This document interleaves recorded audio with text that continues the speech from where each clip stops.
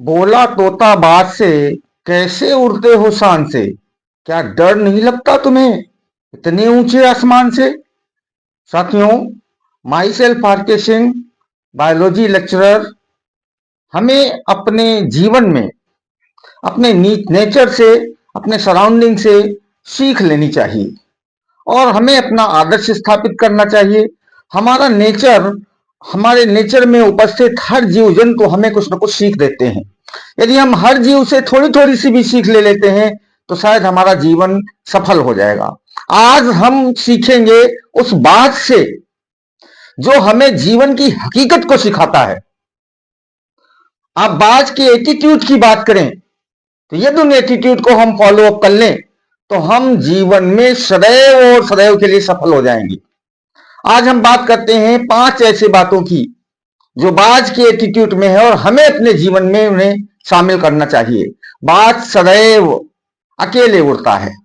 बाज या तो दूसरे बाज के साथ ही उड़ेगा या अकेले उड़ेगा, अन्य किसी पंछियों के साथ नहीं उड़ेगा। इसका मतलब यह है कि हमें अपने से नीची सोच वाले लोगों के साथ नहीं रहना चाहिए, या तो अपने समानांतर सोच वाले व्यक्ति के साथ रहना चाहिए या फिर अकेले रहना चाहिए, क्योंकि यदि हम निम्न सोच के व्यक्ति के साथ रहेंगे तो हमारी सोच भी निम्न हो जाएगी। बाज का विजन बिल्कुल क्लियर होता है। एक बार यदि उसने निशाना बना लिया, एक बार यदि उसने शिकार पर अपना विजन क्लियर कर लिया तो रास्ते में चाहे कितनी ही रुकावटें क्यों ना आए, उसे तो वो शिकार करना ही करना है।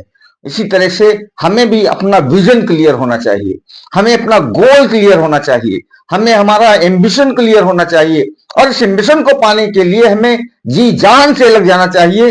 जीवन में कितनी ही दिक्कतें, कितनी ही परेशानियां आए, लेकिन जब तक हम उस गोल को, उस एम्बिशन को, उस विजन को पूरा नहीं कर लेते तब तक हम शांत नहीं बैठेंगे। साथियों, बाज सदैव जिंदा शिकार करता है, कभी मुर्दा शिकार, मुर्दा भोजन नहीं करता, सदैव जिंदा शिकार करता है। इससे हमें सीख मिलती है कि जो मुर्दा है वो हमारा पास्ट है और पास्ट में जो भी हमने गलतियां की हैं उनको हमें भूल जाना चाहिए। सदैव हमें अपने वर्तमान को सुधारने की क्रिया में लगे रहना चाहिए, क्योंकि यदि हम पास्ट के उन दुखों में पड़े रहेंगे तो आगे नहीं बढ़ पाएंगे। इसलिए वर्तमान को अच्छे से अच्छा बनाना चाहिए और भविष्य अपने आप अच्छा बनता चला जाएगा। अन्य पक्षियों को आप देखें, आंधी तूफान और बरसात आने पर वो अपने घोंसलों में छिप जाते हैं, लेकिन बाज इसका उल्टा है। आंधी तूफान आने पर अपने दैनों को फैला करके तेज हवा में ऊंचाई पर उड़ना शुरू करता है और ऊंचाई पर उड़ते उड़ते बादलों से बातें करता है। इससे हमें यह पता लगता है कि जीवन में कितनी ही कठिनाई क्यों ना जाए, जीवन में कितनी ही मुश्किलें क्यों ना जाए, हमें सदैव उन मुश्किलों का सामना पूरी ताकत और जोश से करना चाहिए। यदि हम जोश और ताकत से उसका सामना करेंगे तो जिस प्रकार से बाज का आंधी और तूफान कुछ नहीं बिगाड़ पाता, उसी तरह से हमारी आने वाली वो परेशानी भी हमारा कुछ नहीं बिगाड़ पाएगी। साथियों, कंफर्ट जोन से बाहर निकलना चाहिए।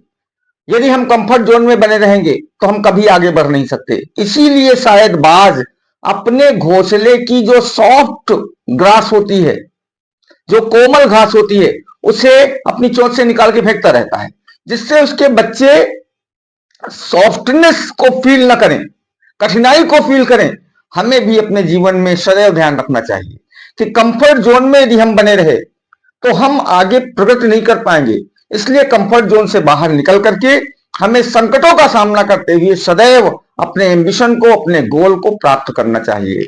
तो ये वो एटीट्यूड है जिन्हें हमें अपने जीवन में धारण करना चाहिए यदि हमें आगे बढ़ना है।